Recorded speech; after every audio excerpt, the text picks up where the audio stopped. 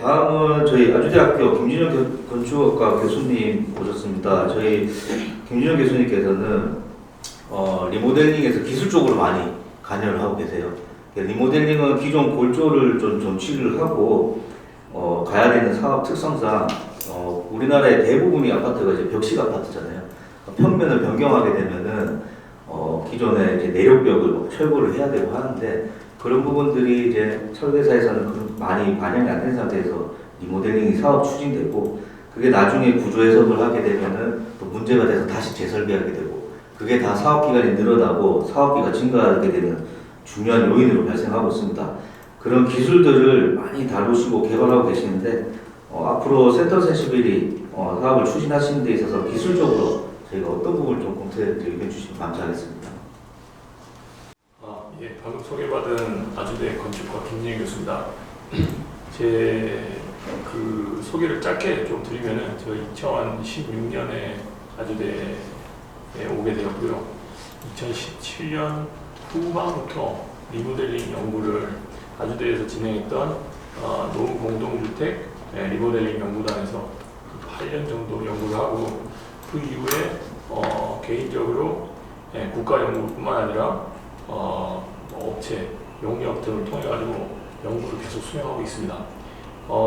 제 소개는 그리고 이번에 이제 올해부터 대한건축학회 장수명 리모델링 위원회 위원장이 돼가지고 연구랑 그다음에 리모델링을 우리나라에서 조금 더 발전시키기 위해서 이렇게 노력하는 그런 자리를 맡게 됐는데요. 제 소개는 여기서 이 정도로 하고 제가 이런 말씀 드린 이유는 저는 여기 계신 분 저 포함해가지고 다른 분도 몇 분 계시지만은 저는 사실 센텀 센시빌 이 아파트가 리모델링을 하는지 재건축을 하는지 저에게는 전혀 그 어떤 이익이 된다든지 아무것도 없습니다. 그래서 그냥 제가 가진 이론과 배경과 지식에 대해서 그렇게 기반해서 말씀을 드리겠습니다. 일단 첫 번째 말씀드리고 싶은 거는 우리나라의 노후와 공동주택 문제가 심각합니다. 그리고 계속 심각해질 거고요. 노령화 문제랑 그 다음에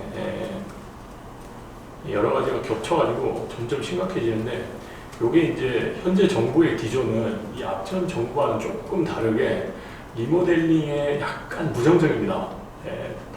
다르게 얘기해서 재건축을 조금 더 밀고 있는 그런 정부의 기조를 볼 수 있는데요.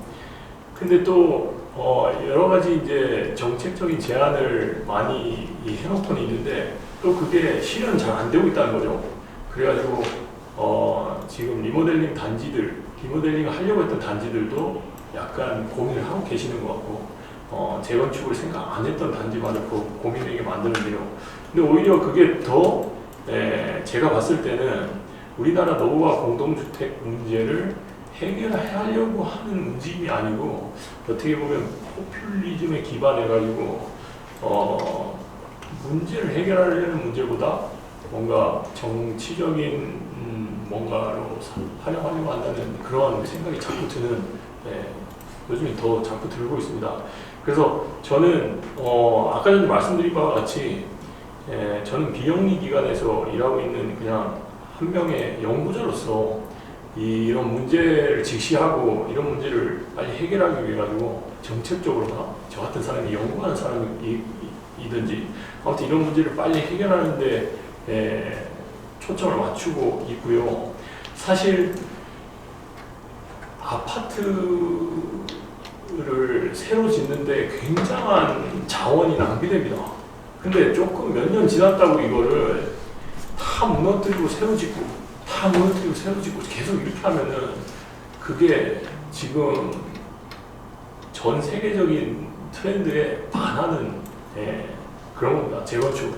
그렇기 때문에 지금 우리나라뿐만 아니라 세계 어딜 가도 재건축의 규제 또는 정책에 비해서 리모델링의 규제 및 정책이 굉장히 좀 덜합니다. 우리나라도 아까 전에 많은 전문가분들이 말씀해 주신 것처럼 기한도 10년 더 짧고 그 다음에 이런저런 혜택을 주는 이유가 사실은 내가 이걸 해가지고 나의 재산 가치를 올리고 나의 뭐 어떤 그 아파트의 집값을 올리고 사실 이거보다는 건물이 노후가 돼가지고 불편한 세대에 이거를 해결하고 아까 전에 농물이 나오는 뭐 이런 거라든지 이걸 해결해서 우리나라뿐만 아니라 모든 국민이 누릴 수 있는 그 의식주 중에 하나인 그 가장 기본적인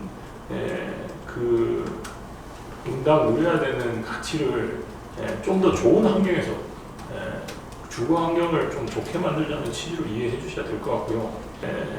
제가 가장 강조하고 싶은 거는 일단은 전문가 분들의 말씀을 잘 들어보시고 주민들이 그 다음에 아까 전에 마음만 먹으시면은 유튜브라든지 구글이라든지 네이버라든지 얼마나 좋든지 검색하시면은 리모델링을 해야 되는 이유와 그 다음에 재건축을 해야 되는 이유가 그 다음에 어떤 장단점이 있는 게 충분히 전문가가 아니어도 알기 쉽게 풀어놓은 그런 글들이 굉장히 많습니다.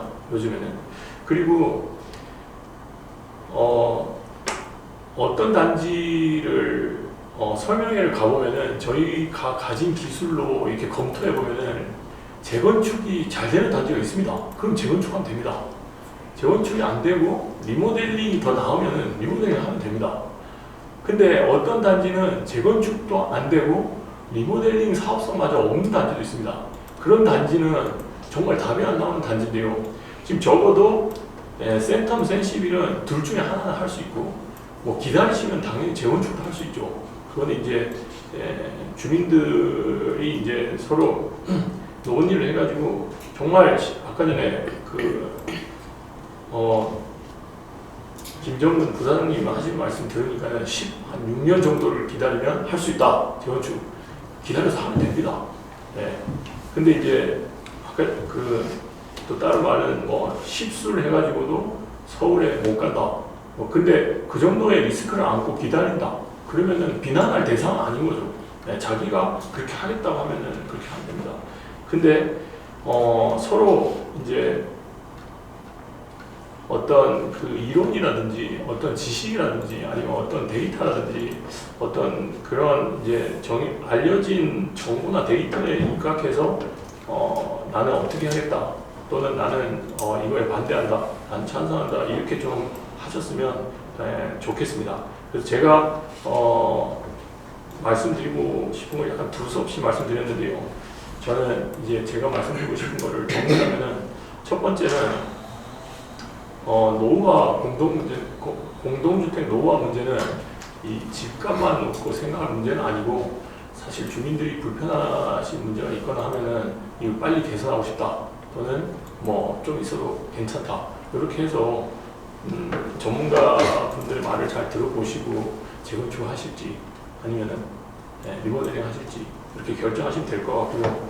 지금 제가 봤을 때 센텀 센시빌은 제가 듣기로는 공부해보기로는 부산시 이 리모델링 기본계획에 따라가지고 추진이 단계부터 시행사가 설정돼가지고 사업 추진이 뭐 제가 봤을 때는 큰 문제 없이 진행되고 있을 것 같고 그리고 타 단지에 비해가지고 지금 사업 리스크가 꽤 없는 그런 상태로 유리한 상태입니다.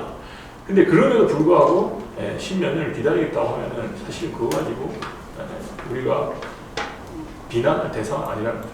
그래서 많이 공부하시고 주민들이 그 다음에 서로 정보도 공유하시고 그 다음에 그 어떤 사실과 정보와 데이터에 입각해가지고 서로 이야기를 나누다 보면은 분명히 좋은 결론에 도달할 거라고 좀 충분히 예상하고요.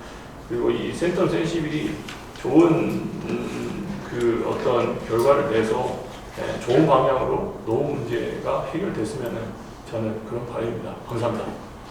네, 감사합니다.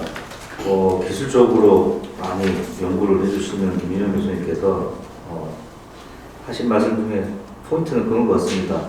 제 아무리 좋은 기술을 제안을 하거나 전문가가 뭐 많이 달라붙어서 의견도 제시해주고 조합이 뭐 이렇게 권장할 수 있는 방안들을 대안을 다 마련해서 간다고 한들 조합원들이서부터 이제 제대로 된 결정을 하지 못한다면은 아무 소용이 없다. 그러니까 조합원들께서 많이 공부를 하시고 나중에 이 센텀 센시빌 아파트는 조합원들이 앞으로 가꾸고 지켜나가야 되는 사항이 되니까 그런 부분들을 잘 참고하셔서 그 마음가짐을